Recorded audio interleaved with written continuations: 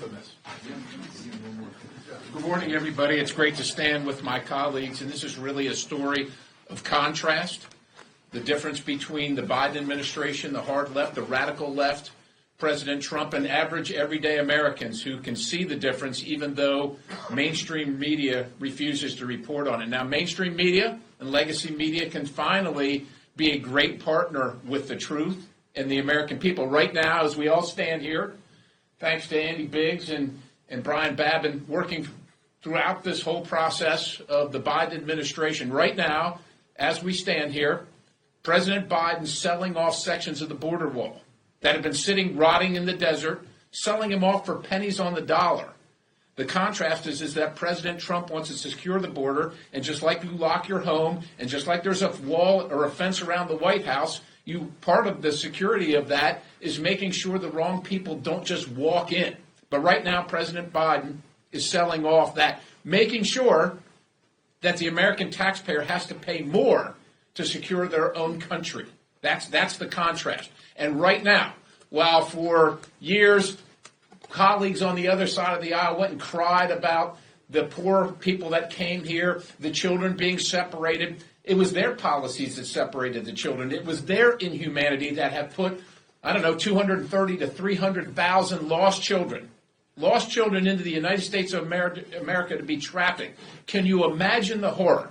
And they know what's been going on. They've known all along.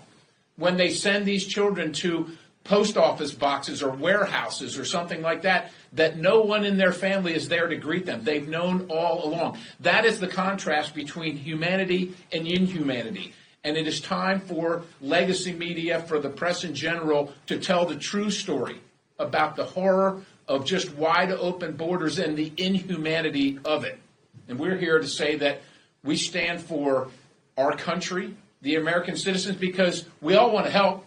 We all know people want to come to America for a better life, but there's a process by which they do that. And immigration first has to be great for America and the Americans, because the sanctuary of America is for Americans and people that want to come here legally, not for gang members. We just watched over and over again on TV where this reporter was questioning J.D. Vance, the soon-to-be vice president. Oh, it's just a couple apartment complexes that the Venezuelan gangs have taken over. Well, I'm sure glad it's not her apartment complex. I wonder if she would feel differently if they were prevailing on her. This is the indifference of the press to the plight of Americans like Jocelyn Nungare and Rachel Marin, who have lost their lives, and that inhumanity. So this is a story of contrast. These folks behind me, led by the chairman, have been on this case all along, and we're very, very pleased to tell the American people that this humanity, this change is coming, and we're asking the press to actually start reporting the truth finally. With that, I yield to Michael Cloud.